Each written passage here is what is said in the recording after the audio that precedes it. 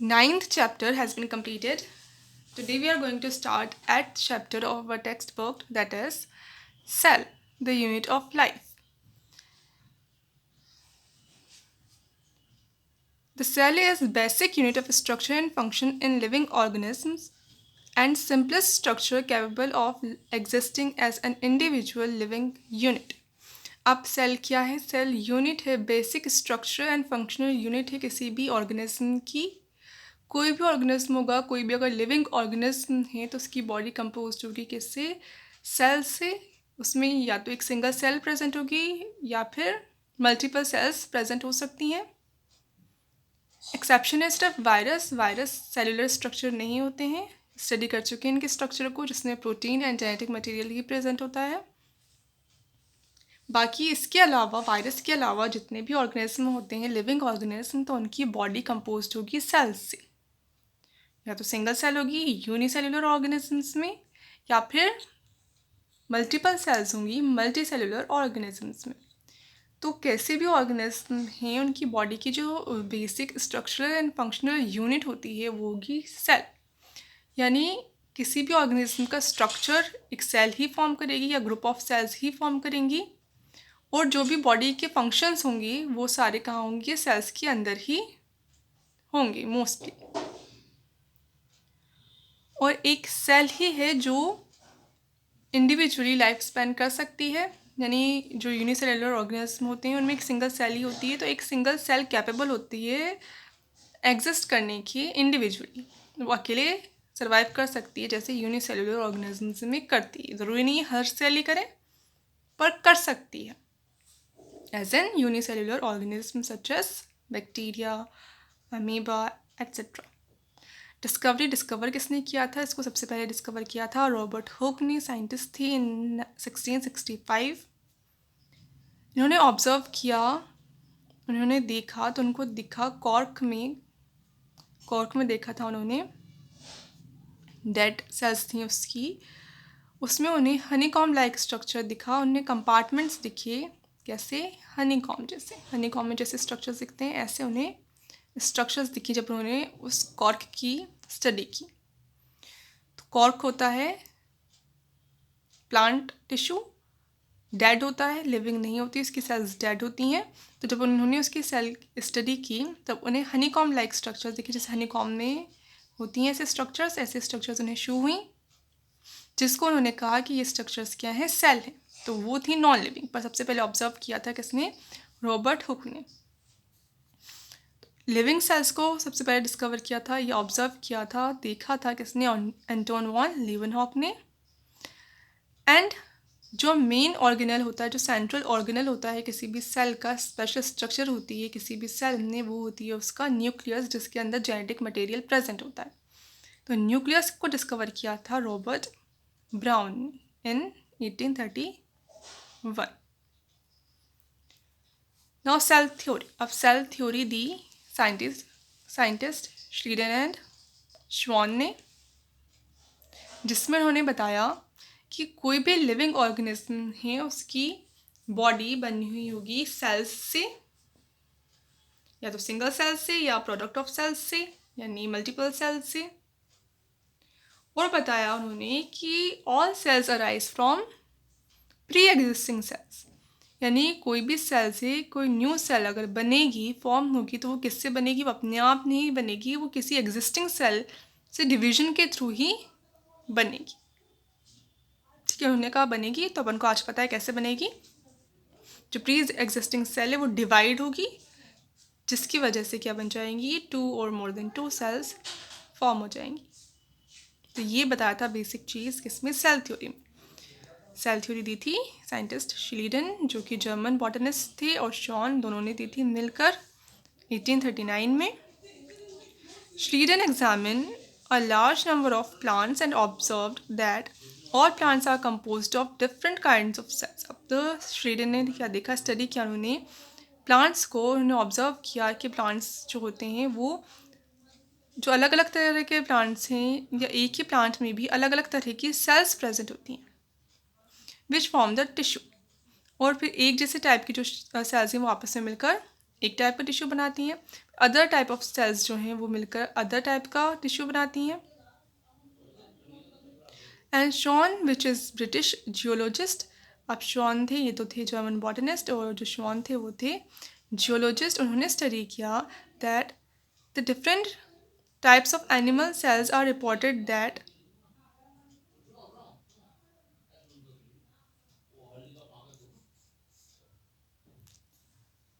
the different types of animal cells and reported that the cells had a thin outer layer which is today known as the plasma membrane। इन्होंने study किया, जो Shawn थे scientist, इन्होंने animal cells की study की और इन्होंने report किया कि ये जो सेल्स हैं वो एक मेम्ब्रेन से कवर्ड रहती हैं, एक थिन आउटर मेम्ब्रेन प्रेजेंट होती है इनके चारों तरफ, जिसको उन्होंने क्या है ये plasma membrane. On the basis of their observation they propose cell theory, और इन्हीं ऑब्जर्वेशन के बेसिस पर उन्होंने सेल थ्योरी दी। But this theory did not explain that how the new cells are formed, so in 1855 Rudolf Virchow explained that cells divided and new cells are formed। अब इन्होंने बता दो दिया कि सेल क्या होती है। जो न्यू सेल्स होती हैं वो प्री एग्जिस्टिंग सेल्स से ही बनती हैं, पर कैसे बनती हैं ये नहीं बता पाए।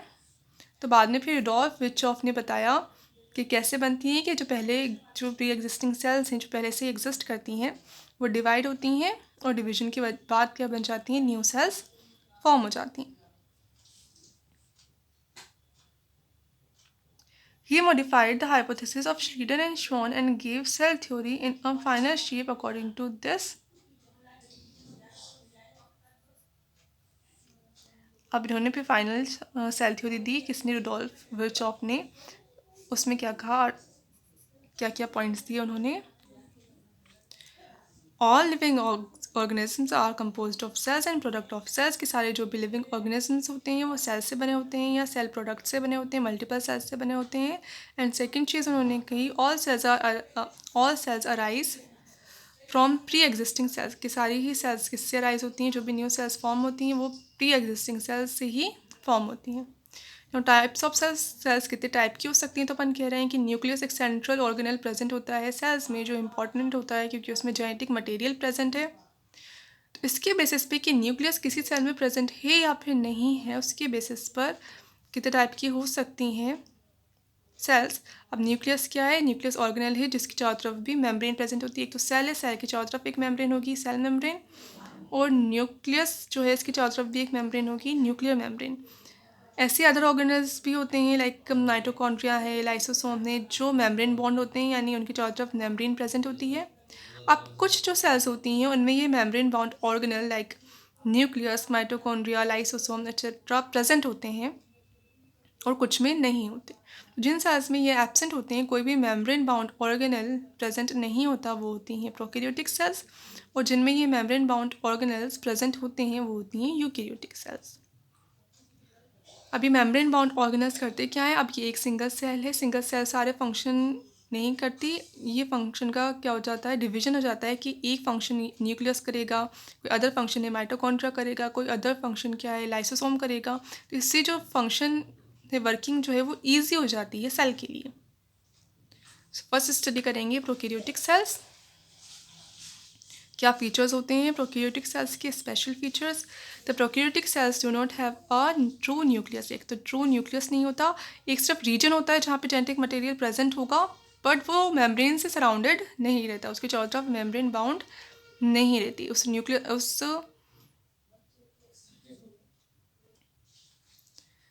तो न्यूक्लियस एब्सेंट होगा, इसकी जगह एक अदर बस एक रीजन होता है जहाँ पे जो जेनेटिक मटेरियल है डीएनए वो प्रेजेंट हो सकता है, उस रीजन को कहते हैं फिर न्यूक्लियोइड। तो न्यूक्लियस एब्सेंट होता है यानी मेम्ब्रेन बाउंड ऑर्गेनल नहीं है, बट एक रीजन है जहाँ पे जेनेटिक मटेरियल प्रेजेंट है, जिसको कहेंगे nucleoid. The genetic material is in the form of single circular chromosome. अब इसका जो जेनेटिक मटेरियल होता है वो एक सिंगल सर्कुलर क्रोमोसोम होता है, एक सिंगल सर्कुलर क्रोमोसोम होगा। ऐसे नहीं है जैसे ह्यूमंस में अदर लाइक 46 क्रोमोसोम्स प्रेजेंट होते हैं जो सर्कुलर नहीं होते, स्ट्रेट होते हैं, वैसे नहीं है, एक सर्कुलर डीएनए मॉलिक्यूल प्रेजेंट होता है इसके अंदर single. The chromosome which present free in the cytoplasm is called nucleoid. तो जो क्रोमोसोम को नहीं कहते, वैसे क्या है, जो रीजन है उसको कहते हैं न्यूक्लियोइड, जिस रीजन में क्रोमोसोम प्रेजेंट है। They lack all membrane bound organelles, कोई भी membrane bound organelle like mitochondria, lysosome, Golgi body, ये सारे एब्सेंट होते हैं। The prokaryotes have a cell wall surrounding the cell membrane except in mycoplasma. अब जैसे प्लांट्स में अपन कहते हैं सेल वॉल प्रेजेंट होती है सेल मेम्ब्रेन की चारों तरफ, और एनिमल्स में एब्सेंट होती है। तो जो बैक्टीरिया है, प्रोक्यूरियोटिक जो सेल्स होती हैं, लाइक मेनली बैक्टीरिया ही है प्रोक्यूरियोटिक सेल, उसमें भी सेल वॉल प्रेजेंट होती है सेल मेम्ब्रेन की चारों तरफ, एक्सेप्ट माइकोप्लाज्मा। माइकोप्लाज्मा भी क्या है, प्रोक्यूरियोटिक सेल ही है, बट इसमें सेल वॉल एब्सेंट होती है। ऑर्गेनिज्म है ये भी single cellular. Many prokaryotes have small circular DNA other than genomic DNA. एक तो जीनोमिक डीएनए होता है जिसमें जीन्स होते हैं जो पूरी फंक्शंस को, स्ट्रक्चर को कंट्रोल करते हैं, पूरे ऑर्गेनिज्म को कंट्रोल करके रखते हैं। उसके अलावा एक्स्ट्रा सर्कुलर डीएनए और प्रेजेंट होता है, एक तो मेन होगा ही, उसके अलावा एक्स्ट्रा और प्रेजेंट होता है जिसको कहते हैं प्लाज्मिड। वो कंपेरेटिवली स्मॉलर होता है किससे, जो मेन डीएनए है उससे। The plasmid DNA is specific feature of bacteria. Bacteria he upon main, जब भी प्रोक्यूरियोट्स की बात करते हैं तो उसमें कौन आते हैं, बैक्टीरिया एंड माइकोप्लाज्मा। तो मेन जो ग्रुप है वो किसका है, बैक्टीरिया का ही है। These plasmid is in some bacteria have antibiotic resistance genes which are used in biotechnology for formation of antibiotics. अब क्या होते हैं इसमें, एंटीबायोटिक रेजिस्टेंट जीन्स होते हैं, यानी अगर वो प्लाज्मिड प्रेजेंट है किसी बैक्टीरिया में तो उस पर किसी पर्टिकुलर एंटीबॉडी का असर नहीं पड़ेगा। तो इसका यूज़ करते हैं फिर एंटीबॉडीज़ के प्रोडक्शन में, लैब्स में।